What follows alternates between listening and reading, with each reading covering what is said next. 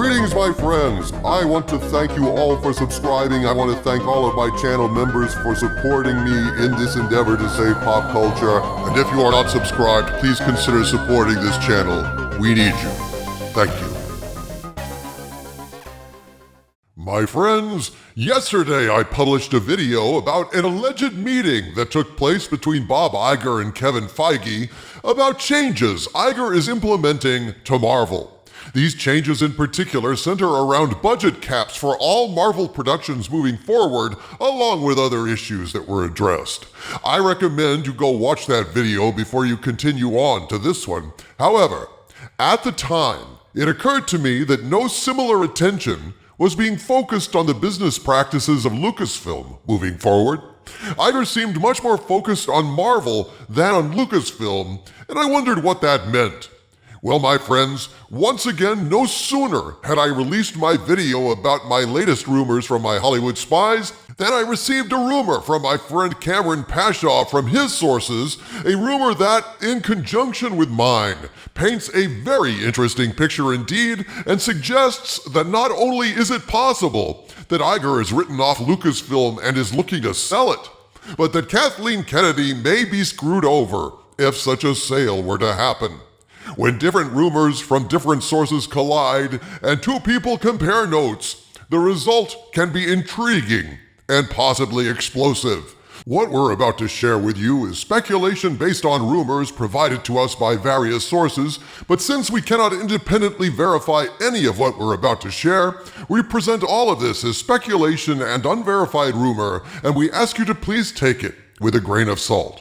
And now, without further ado, here is my conversation with Kamran Pasha. My friends, the wonderful world of Disney is in a wonderful world of shit today. Not only is the whole company paranoid about the lurking layoffs, not only is Kennedy on the warpath, not only is Feige not a happy camper, but to make everything worse, Bob Iger really screwed the pooch today at the annual shareholders meeting when he was peppered with hard questions from investors about wokeness, grooming, and putting political agendas over investor interests and returns in perhaps one of the worst annual stockholder events ever recorded in the history of corporations. It just has happened once again that my friend Kamran Pasha and I have assembled different pieces of a puzzle from our various sources. And in comparing notes, it seems that, we have a lot of stuff to report here today. Kamran, how are you, my friend? I'm doing well. It's wonderful to be on. I just wanted to know, my brother-in-law, whose house I'm visiting right now, just had an episode of one of my favorite episodes of Deep Space Nine on that I left to come do this video with you. It's Little Green Men, the classic one where they become the Roswell aliens. The Ferengi go back in time. It's one of the greatest episodes of Deep Space Nine. And I walked away from that just to be here with you. Well, and not only am I grateful, but I'm sure that our many shared audience members will be very grateful because we've got something very interesting to talk about today. Absolutely. Now, it turned out that I made a video earlier in the day that had one piece of a puzzle.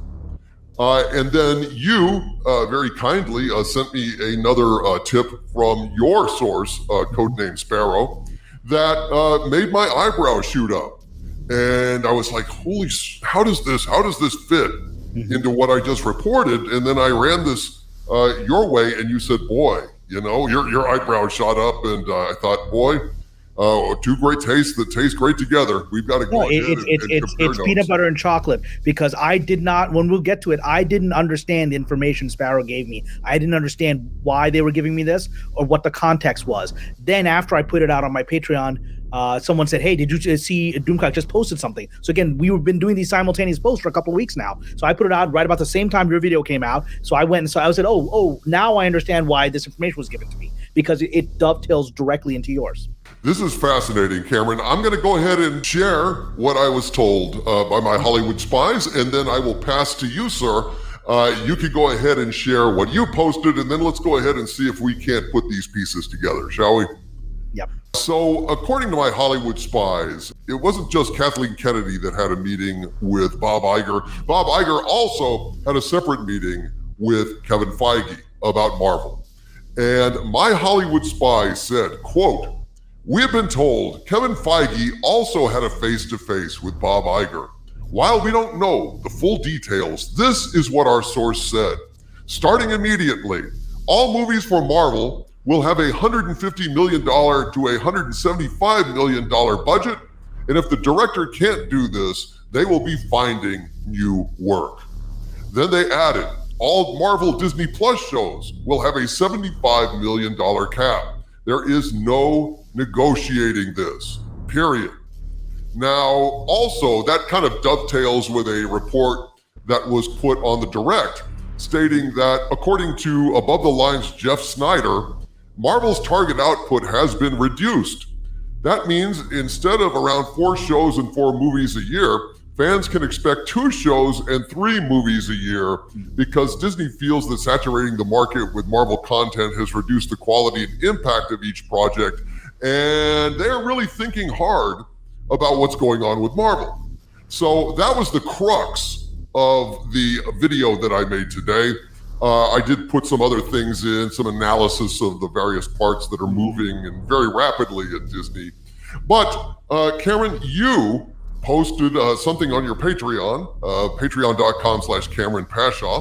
Go ahead and share what your sources told you. So I was going about my day dealing with some of the things we'll talk about later, is that, I'm trying to get my work on my own screenwriting work done, and suddenly all this information starts happening today. So initially I was just dealing with putting out information about the annual shareholders meeting at Disney, which we'll talk about in a moment. But then suddenly I got an unexpected communique from this Disney insider that I call Sparrow, that has provided a lot of very detailed, very remarkable information, because I've met with them. I know that they're in a position to know what the principles of all these people are doing. They're in a very specific position to do that, and so when it's like when E.F. Hutton calls, I listen. Right? When Sparrow reaches out, I listen.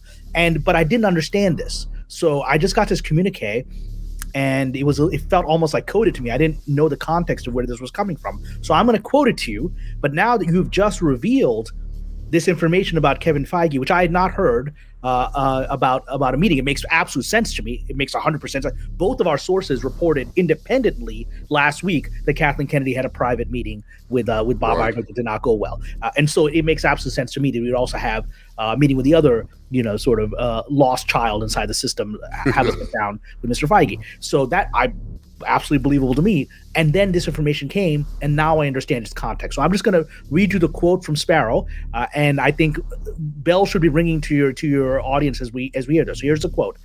Quote: Kathleen Kennedy has been trying to shift the economic woes for Disney to Marvel and their team. She's throwing Kevin Feige under the bus, hoping to save her own skin. It's not working, but apparently, and here's the kicker, her future is somehow tied to Lucasfilm, and if it's sold off before she escapes, she can be let go with nothing. End quote. Ouch. So now, I didn't know when I got this communique, why would Kathleen Kennedy be involved in Kevin Feige's business? Why is that happening today? Why is that information coming to me today? I didn't know what the connection could be, but I said, you know what? I trust Sparrow. I'm going to put this out there, and then magically, within minutes of me putting this out there, someone on Patreon said, "Hey, did you see Doomcock just posted a video?" And I know you have these videos sometime in advance, right? So you were working on this for some time before I put my thing out. So we were just, again, our pads were coming together. So suddenly Kevin Feige was on. There's a reason now I understand why Kathleen Kennedy might be quote unquote trying to throw Kevin Feige under the bus, because you just revealed that Kevin Feige is in front of the bus. That is correct, Cameron. Once I saw what your source told you, a rumor that mentioned Kennedy in conjunction with selling Lucasfilm, and Kathleen Kennedy trying to throw Feige under the bus. Suddenly, a complete and dramatic picture was assembled for me out of our disparate puzzle pieces. Admittedly, this is speculation born from rumors, but these pieces of information from our sources seem to me to imply that Iger is considering selling either Marvel or Lucasfilm for whatever reasons. Sparrow mentioned the sale of Lucasfilm as a development that could leave Kennedy out in the cold for whatever reason, and then suddenly, what my Hollywood spies said resonated like a shot, because it seems clear to me that while Iger is specifically addressing how Marvel will operate moving forward, He hasn't addressed, to my knowledge, any budgetary or procedural guidelines for Lucasfilm moving forward, which begs the question, is Lucasfilm not moving forward at all? Is Iger going to sell Lucasfilm and be rid of it, given how damaged it is now? Is he going to focus on Marvel because between the two companies, Marvel is less foobarred than Lucasfilm? And if so, what does this mean for Kennedy? Well, when you sent me that response to my message, the light bulb went off for me as well, because I was trying to piece all this together, right? I was trying to piece together why would Kathleen Kennedy be talking about Kevin Feige? Why would she be in his business? Why would what he's doing matter to her? And then I said, well, the logical thing is because, if she's afraid of losing her company, which is what Sparrow's saying, it's because it's going to come down to her company or Marvel. And so she's trying to throw Marvel under the bus. And then you made the connection, which instantly set off a light bulb for me, which is that, as we're seeing and as your sources are reporting, they're trying to save Marvel. They're putting fiscal rules on it. This is the finances. This is how many movies you're going to put out. This is how many TV shows. These are the budget limits. They're trying to plug the holes on the ship. They really are. They're trying to find, Iger's trying to find a solution. That shows to me he's invested in Marvel, as you said. But you are correct. I have not heard one thing from any of my sources, and I have multiple sources. I have Sparrow. I have this other guy called Bluebird. We'll mention this. Bluebird's going to say something in a second about some of this stuff. I have multiple sources inside Disney. None of them have said in the last several months that either Bob Chapek or Bob Iger were trying to do anything. They're just like, all they would say is like, you go, good luck with the Indiana Jones. You go make that work. Otherwise, your head's on the block. I haven't heard one thing saying, okay, these are the limits on how much Star Wars content we're going to do, budgets. I haven't heard any of that. And let me just make one comparison here, Doomcock, because we don't know yet the budget of Lucasfilm shows. They would likely, as I've said, they're likely 100 million or more. And the fact that your source is reporting that Marvel is restricting, or Iger is restricting Marvel shows to 75 million means that we're probably at 100 million, which parallels the estimates I've had for Lucasfilm, right? Shows, each show, Andor, etc., are $100 million thrown in, which will go and raise the question: $100 million? Leslie Headland, can't you pay this Karen McCarthy more than $5,000? But that's a whole other conversation, right? Yes, you get a $100 million show, right? Whatever. Setting that aside, but yes, one shit show at a time, please. Well, there's just so many. But you made this point, and I realized none of. And then, Doomcock, when you said this, I remembered something. I remembered a comment of one of the showrunners I worked with once said, when I was on a show. They said to me, because I was grumbling and complaining about the dumb notes from the network, dumb notes from the studio, we have to keep addressing them again and again. There's a never-ending process of dumb notes, and we have to scramble to make it work, right? And he said, no, the notes are a blessing. I was like, what do you mean, boss? I said, when they stop giving notes, it's over for you. When they stop giving notes, when they say to you, it's fine, just go ahead and film it. You're doing great. Get your resume out. If they don't care enough to try to put their finger into it, it means they're about to send it over the cliff. And that rung true for me for what you just said. Iger doesn't care about Lucasfilm enough to do anything. Even with Indy, he's like, you go film, you go fix this. Not my problem. You go fix it, right? Karen McCarthy, you go fix it. He's not trying to solve anything. Whereas with Marvel, he's trying to solve something, which now makes sense of why Kathleen Kennedy would go, oh my God, this guy doesn't care about us at all. He cares about Marvel. He's going to have to sell. I know, she's smart enough to know the basic economic dynamics of Disney and the financial issues in there. And she's like, he's going to have to sell one of us. It looks like he's not even looking at us. So I better start making Marvel look bad to the people inside of the company. I got to be sending emails and talking to people privately and saying, Feige's screwing this up. We're doing a great job, right? Because that's the kind of stabbing you do. And what I saw in Disney when I worked there. That's what people do. They walk into people's offices and talk bad about the other guy in the office next door. I witnessed it with my own eyes, right? That's how Disney culture works. So that's exactly what she's doing. And now that message from Sparrow makes sense because she's doing it because she figured out that he's going to sell one of these. And right now he seems to think one of them is worth saving and it ain't Lucasfilm. So she's got to try to poison that well. I guess I would wrap up by saying that, with all the fractious kind of love-hate relationship that China has had with Disney, I think that China has gotten their revenge by offering that old Chinese blessing, may you live in interesting times.